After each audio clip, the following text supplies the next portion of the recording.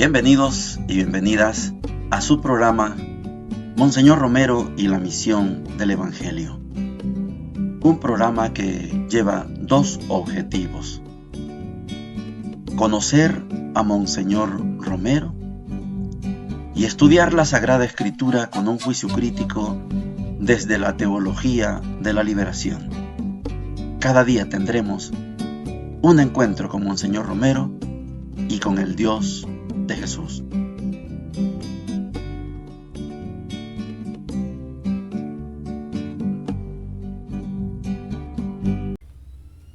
Hola, ¿qué tal? Este es su programa Monseñor Romero y la misión del Evangelio.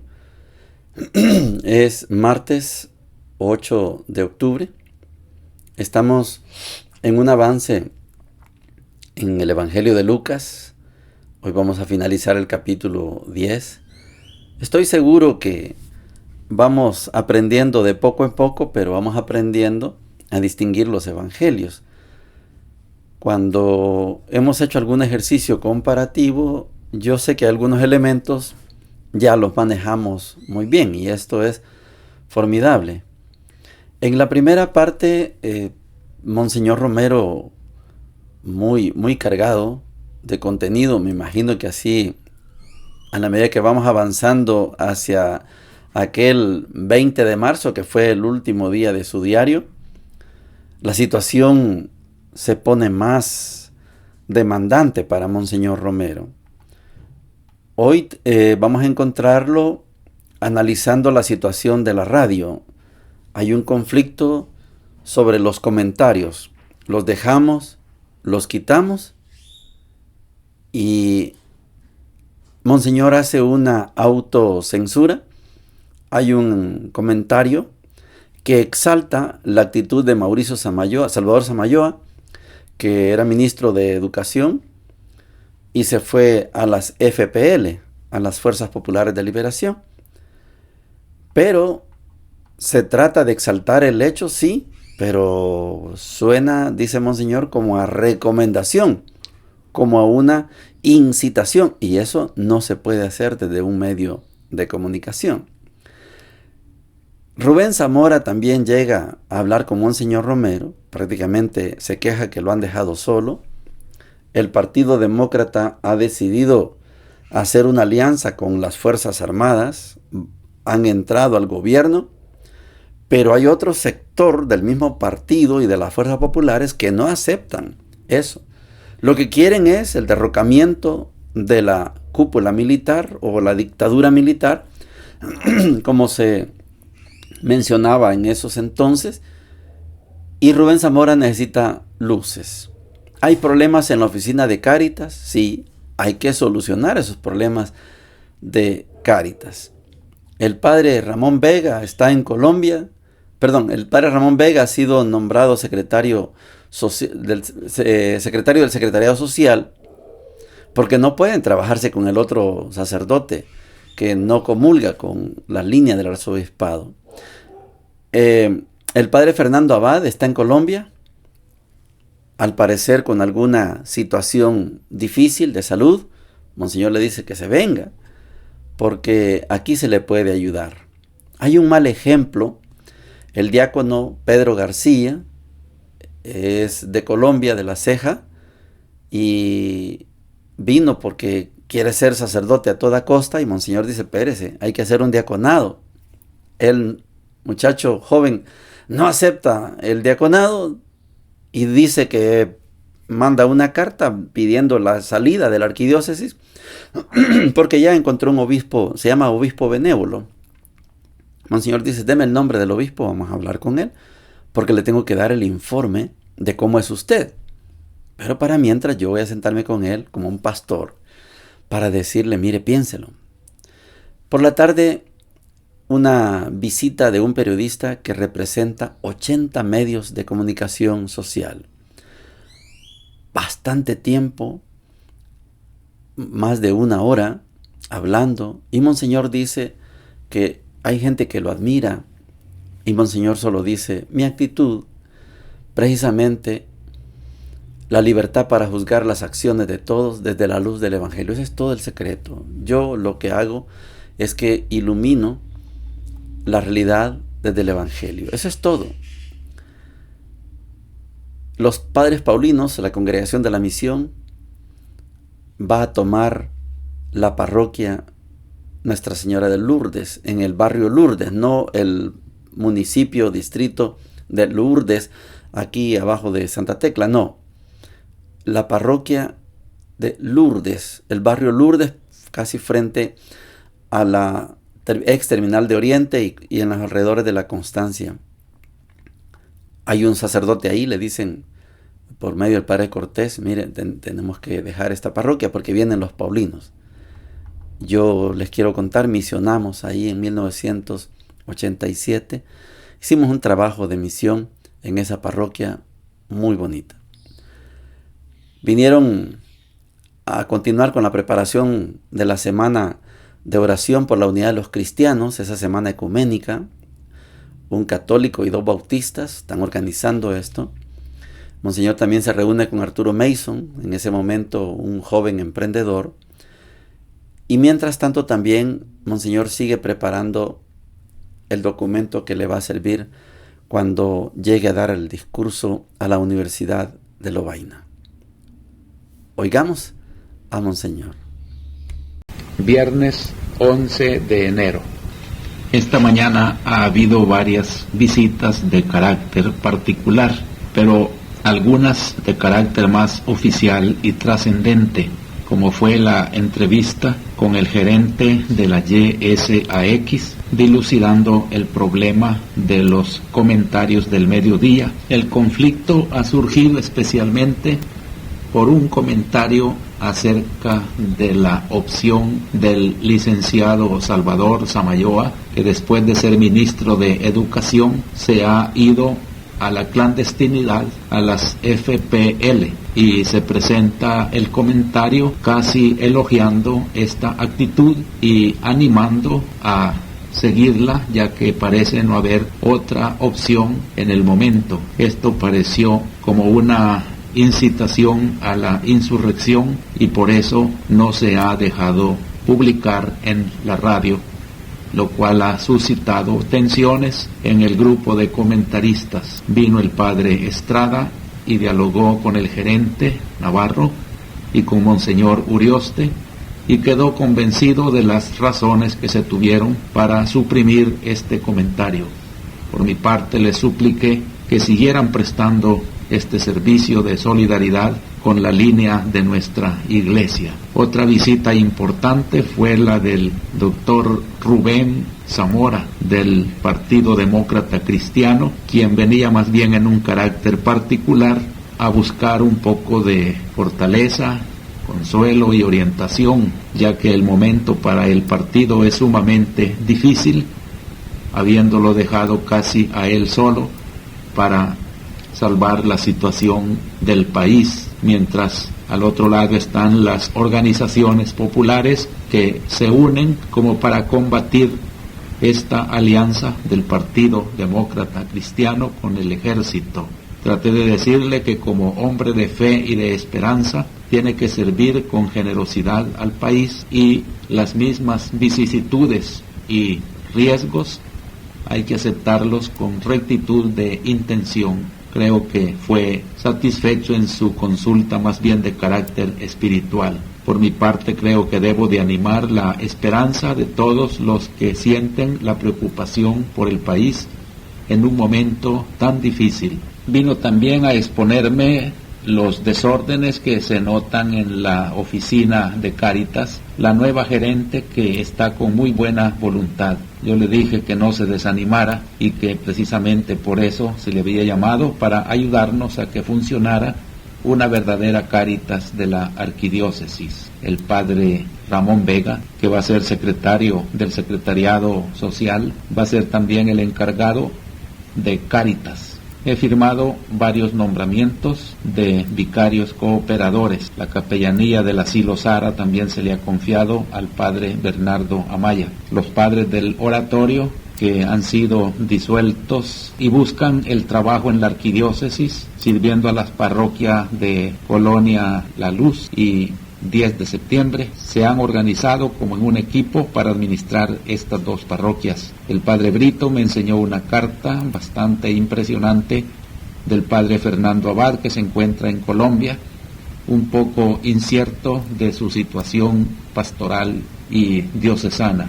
Le mandé decir que viniera, que había mucho trabajo y que nos organizáramos para que no sintiera esta situación psicológica difícil que está viviendo. El diácono Pedro García, que ha venido de La Ceja, Colombia, me ha dado mala impresión porque quiere hacer prevalecer su ansia de ser sacerdote cuanto antes y no quiere someterse a la prueba del diaconado que por experiencia tenemos que poner en nuestra diócesis. Su último rasgo ha sido una carta pidiendo la excardinación porque no puede trabajar en la línea de nuestra arquidiócesis y que ya tiene un obispo que lo va a recibir. Vamos a pedir a qué obispo se refiere porque tengo que informar de su actitud, pero antes lo llamaré pastoralmente para que reconsidere sus pasos. Por la tarde, una visita muy importante de un periodista que cubre 80 medios de comunicación social y tuvimos más de una hora, una entrevista en la que, gracias a Dios, supe expresarle con la mayor precisión posible la posición de la Iglesia. Él me expresó que por todas partes del país y en los diversos sectores con quienes ha conversado existe mucho respeto y solidaridad conmigo, cual le agradecí diciéndole que mi actitud era precisamente de libertad para juzgar las actuaciones de todos desde la luz del Evangelio y sin duda por esto la verdad siempre brillará. Por la noche el padre Paulino, que va a tener a su cargo el grupo de estudiantes, vino a visitarme para determinar los últimos detalles de su residencia en nuestra diócesis. Ha quedado que tomarán la parroquia de Lourdes y para eso se le comunicará, ya le dije al padre Cortés como vicario general, que le comunique al padre Mateo Quijada que la parroquia de Lourdes, que hasta ahora ha sido encomendada a él, se encomendará a esta comunidad paulina. Los estudiantes paulinos, igual que los pasionistas ya antes, van a tener a su cargo, además de su estudio en el seminario, esta tarea pastoral de la parroquia de Lourdes. También me visitaron un católico y dos bautistas que están organizando la semana de oración por la unidad de los cristianos. Les agradecí su iniciativa y les he ofrecido todo mi apoyo, ya que es una de las ideas que el concilio ha impulsado para la iglesia moderna, el ecumenismo. También platiqué con Arturo Mason, un empresario joven, progresista, que siente el conflicto tan tremendo del momento frente a una oligarquía a la que él pertenece por categoría económica, pero de la cual está muy lejos por su sensibilidad social. Con otros de iguales sentimientos tratan de ser colaboradores de las transformaciones del país y piden orientación y apoyo que con mucho gusto les di de mi parte. He tenido otras llamadas telefónicas a varias personas que han querido hablar conmigo y terminamos ya muy noche nuestra tarea, pero con la satisfacción de haber hecho algo por el reino de Dios.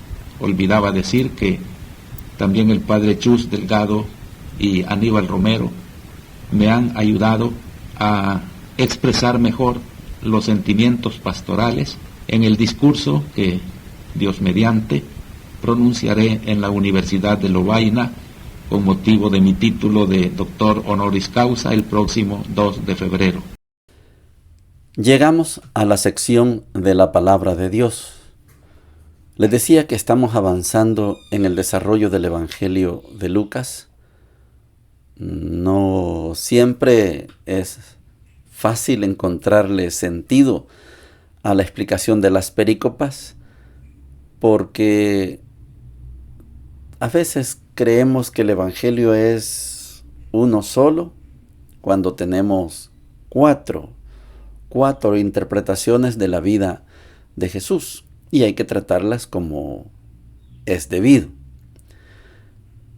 En la primera parte estamos estudiando la carta de los Gálatas y yo creo que hay elementos que nos van a ayudar a comprender mejor los escritos que decimos son de San Pablo y los escritos que no son de San Pablo. Gálatas 1, 13 al 24 dice lo siguiente: Hermanos, seguramente ustedes oyeron hablar de mi conducta anterior en el judaísmo, cómo perseguía con furor a la iglesia de Dios y la arrasaba, y cómo aventajaba en el judaísmo a muchos compatriotas de mi edad en mi exceso de celo por las tradiciones paternas.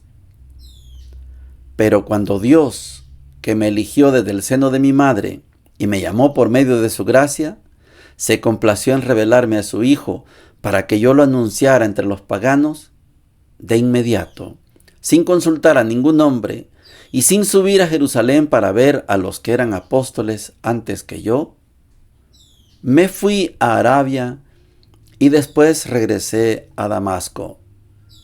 3 años más tarde, fui desde allí a Jerusalén para visitar a Pedro y estuve con él 15 días.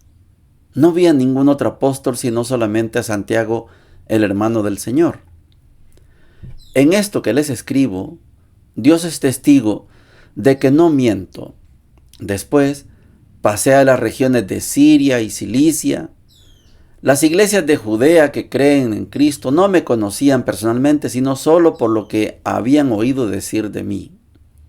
El que en otro tiempo nos perseguía, ahora anuncia la fe que antes quería destruir. Y glorificaban a Dios a causa de mí. Palabra de Dios, te alabamos, Señor. Varios elementos encontramos en esta carta. Comencemos. San Pablo es apóstol. Hemos dicho qué es lo que significa la palabra apóstol: enviado. ¿Es San Pablo un enviado? Él dice que sí, pero nunca se encontró con Jesús. Entonces tenemos a un enviado que fue testigo de una revelación privada. Hay que tomarlo en consideración de esta manera. ¿Es entonces Pablo el apóstol número 13? No, porque Jesús no lo escogió. Estoy hablando de lo que dicen los textos de los 4 evangelios. Ahí no aparece que Jesús se encontró con Pablo, no. Pero es apóstol, sí, solo que de una corriente privada, de un elemento llamado revelación privada, un encuentro personal con Jesús en una aparición que solo lo narra Hechos de los Apóstoles capítulo 9. No existe en otro lado ese relato. Primera cosa, es apóstol sí, pero fruto de una revelación privada. Y ustedes y yo sabemos que las revelaciones privadas se respetan, pero no se pueden legitimar. Es decir, yo escucho a alguien que Dios le habló y yo lo tengo que respetar, pero no lo puedo legitimar porque yo no sé si es cierto o no es cierto. En todo esto existen farsantes. Usted los conoce. Farsante, hay gente que dice que Dios le dijo. ¿Quiere que le cuente una experiencia? Allá en el Petén, en Guatemala. Siendo seminaristas, nosotros misionamos 5 años. A medio año y a fin de año. A medio año íbamos y encontramos, los compañeros encontraron a un pastor que tenía dominada la comunidad, pastor de una iglesia neopentecostal, tenía dominada la comunidad, y el tipo, cuando había un matrimonio, en su predicación de la celebración del matrimonio, fácilmente se le ocurría decir que Dios le había dicho que esta novia tenía que pasar su primera noche con el pastor, que Dios se lo había dicho, y todo el mundo le hacía caso. Hasta que llegamos nosotros, son misioneros, y aclararon esa cosa. Y ese pastor tuvo que ser expulsado. Era un bribón, un patán. Por eso la revelación privada se respeta, pero no se puede legitimar. San Pablo es apóstol. Sí, si él dice, es apóstol, pero no porque Dios o Jesucristo lo haya escogido como escogió a los 12. Quiero explicar esto porque le decimos y le llamamos apóstol, porque le respetamos su encuentro privado con Dios. Es el primer elemento. Segundo elemento, dice el texto que Dios lo escogió desde el seno materno. Pero desde el seno materno, ¿y por qué andabas persiguiendo? Entran este tipo de dudas. Jeremías fue escogido desde el seno materno también, pero aquel desde el principio andaba buscando los caminos de Dios. Samuel, ¿se acuerda la aparición de Dios a Samuel? Ana no podía concebir y iba al templo a orar y orar, pidiéndole un varón. Si me das un varón, te lo consagro a tu servicio. Quedó embarazada Ana, nació el niño y desde pequeñito se lo dio al sacerdote Elí para que estuviera con él en el templo. Samuel, niñito, escucha una voz que le dice: Samuel, Samuel. Y Samuel se levanta, corre donde el sacerdote Elí. Aquí estoy, Señor, ¿por qué me has llamado? No, le dice, no te he llamado, vete a dormir. Vuelve a escuchar la voz, Samuel, niño. Samuel, Samuel, y corre donde Elí. Aquí estoy, Señor, porque me has llamado. Vete a dormir, no, 3 veces. Y Elí le dice a Samuel: si vuelves a escuchar esta voz, le vas a decir lo siguiente: habla, Señor, que tu siervo escucha. Y el niño Samuel escuchó la voz: Samuel, Samuel. Él solo dijo la expresión: habla, Señor, que tu siervo escucha. Esta es una vocación desde el seno materno. Pero San Pablo dice que desde el seno materno fue llamado. Claro, estamos en una disyuntiva. Si fuiste llamado desde el seno materno, entonces ¿por qué perseguías cristianos? Ahí va a quedar esa gran incógnita. Otra cosa que debemos tomar en consideración. Está hablando San Pablo a la comunidad de los Gálatas y está justificando que él es apóstol y que él enseña el verdadero evangelio. Cuidado y con que alguien les enseñe un evangelio distinto, porque es maldito, es anatema. Desde que él tiene el encuentro con Jesús, que no lo narra, el de Hechos capítulo 9,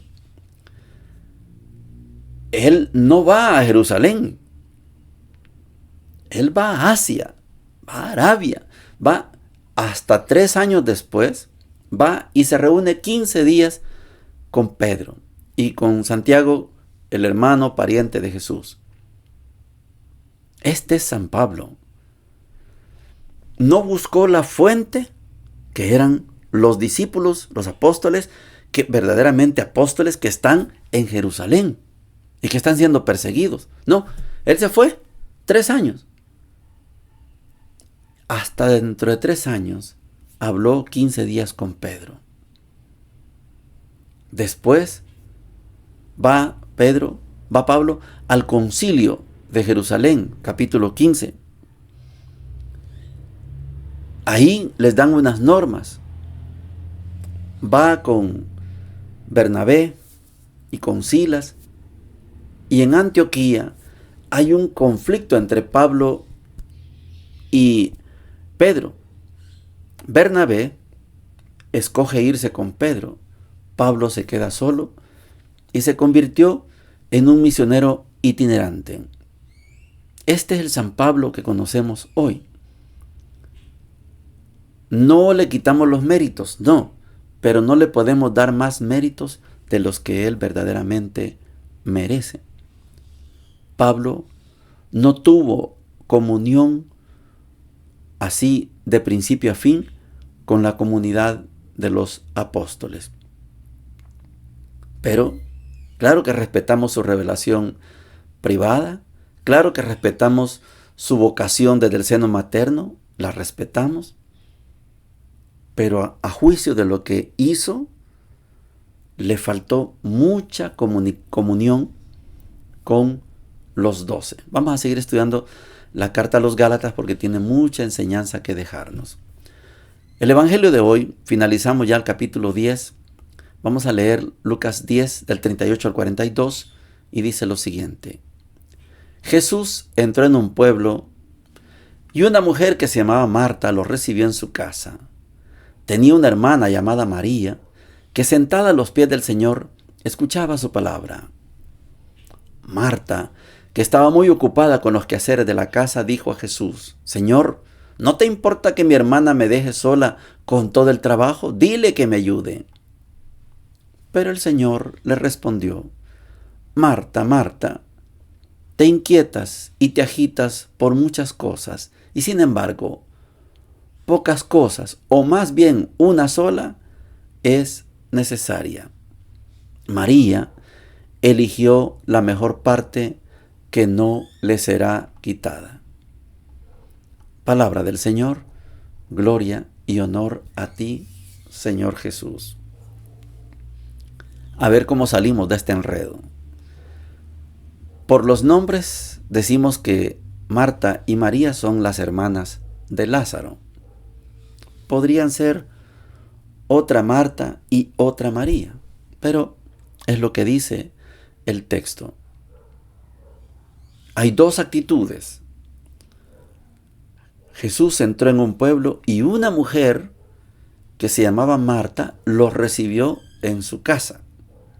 Una mujer, no las dos mujeres. Pongamos la atención a eso. Una mujer llamada Marta lo recibió en su casa. Tenía una hermana que se llama María. Marta, dos actitudes, se dedicó a los quehaceres. María se sentó a los pies de Jesús. Son dos actitudes. Esto se ha predicado de mil maneras y algunos llegan a decir, porque así ha sido, que Marta representa la parte material y María representa la parte espiritual. Marta haciendo los quehaceres, María escuchando a Jesús. Después dicen, es que hay dos áreas, el trabajo y la oración, como si María estaba orando. Nada de esto se puede justificar, al menos desde el Evangelio de Lucas, no se puede justificar. Tenemos que recorrer lo que hemos estudiado de Lucas para poder comprender esto que está pasando hoy en el capítulo 10 de Lucas. Lucas capítulo 4, Jesús da la plataforma política. Jesús dice de qué manera va a trabajar. En el camino, Jesús va enseñando que aquello que dijo en Lucas 4, en la sinagoga de Nazaret, todo lo está cumpliendo. Ahora, ya pasaron varios milagros y ya pasaron varias acciones. Una de las acciones es que Jesús envió a los apóstoles.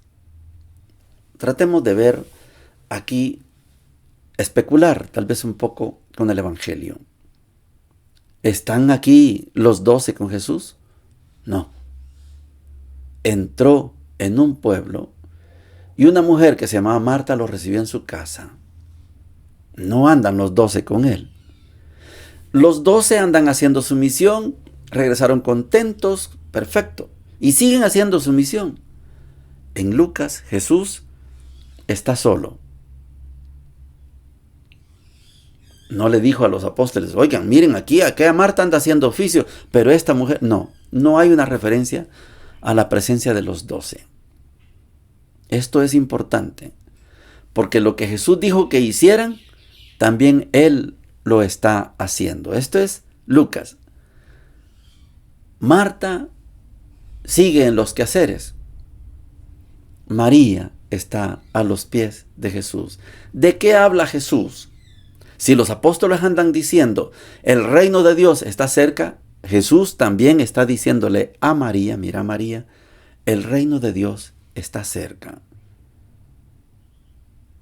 Marta está brava, molesta, porque ella está con todos los quehaceres. Dile a mi hermana que me ayude. ¿No te das cuenta? Marta, Marta. Y la sentencia de María eligió la mejor parte que no le será quitada. Lo único que podemos hacer en Lucas es distinguir quién acoge al mensajero que anuncia que el reino de Dios está cerca y quién no lo acoge. María escogió la mejor parte. María escogió escuchar el anuncio del reino de Dios. Marta no ha cometido ningún delito, ¿no? Pero Marta no ha entendido la dimensión del mensaje que lleva Jesús. Esto es todo el drama de este encuentro de Jesús con estas dos mujeres, Marta y María. Nada que ver, parte material, parte espiritual. No es esa la intención. La intención de Lucas es, lo que andan haciendo los apóstoles, lo está haciendo Jesús. Si en una casa llegan y dicen ustedes, pasa a esta casa, y el que la reciba, el que no la reciba, no la recibe, y se acabó. Marta no ha entendido esto. No sé si después lo va a entender. Si son las mismas Marta y María del Evangelio de Juan, el lamento de ellas es, si hubieras estado aquí, mi hermano no hubiera muerto. Y Jesús en Juan le va a decir, ¿no te he dicho que si creyeres, verás la gloria de Dios? Sí, yo sé que Lázaro resucitará en el último día. Esta es, si son las mismas mujeres, Marta y María, son una familia de 3 hermanos, Lázaro, Marta y María. Y allí sucedió un milagro. Pero en esta lectura, como Lucas, lo que quiere dejar sentado es, unos acogen el anuncio del reino de Dios, otros siguen en sus quehaceres. No les importa el reino de Dios. No les interesa. Pero otros sí. Este es el gran mensaje de Lucas ahora. Hay una máxima judía. Esto es así. El judío había sido migrante y por mandato de Moisés, los judíos, los israelitas, debían acoger al migrante. Marta lo hizo muy bien. Le dio posada. Acogió al migrante. Jesús va de camino, va para Jerusalén. Es un migrante. Pero Marta le dio la posada. Seguramente está haciendo la comida. Pero no se dio cuenta que el migrante, Jesús, trae un mensaje.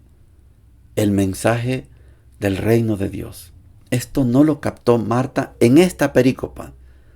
Allá en San Juan capítulo 11, sí, pero aquí no. Aquí quien lo entendió fue María.